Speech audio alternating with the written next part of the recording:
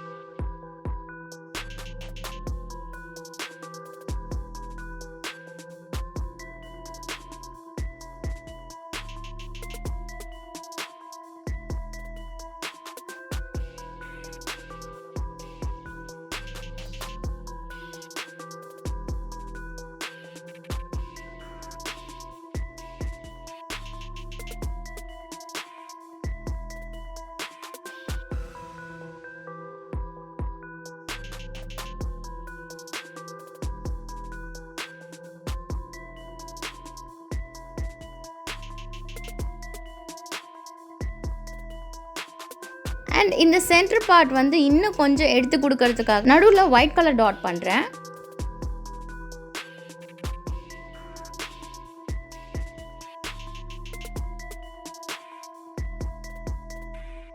And அதுக்கு மேலே ஒரு குட்டி கிரே டாட், ஸோ தட் அது இன்னும் கொஞ்சம் பார்க்க அட்ராக்டிவாக இருக்கும். Hope you all enjoy this video. So இந்த பாட்டில் கிராஃப்ட் டிசைனை பற்றின உங்கள் ஒப்பீனியனை எனக்கு மறக்காமல் கமெண்ட் பாக்ஸில் சொல்லுங்கள்.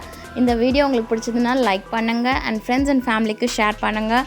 அண்ட் நம்ம channel art and life style இது வரைக்கும் நீங்கள் சப்ஸ்கிரைப் பண்ணல அப்படின்னா சப்ஸ்கிரைப் பண்ணுங்கள். பக்கத்தில் இருக்க பெல் ஐக்கானையும் கிளிக் பண்ணிவிடுங்க. தேங்க்ஸ் ஃபார் வாட்சிங். பாய்.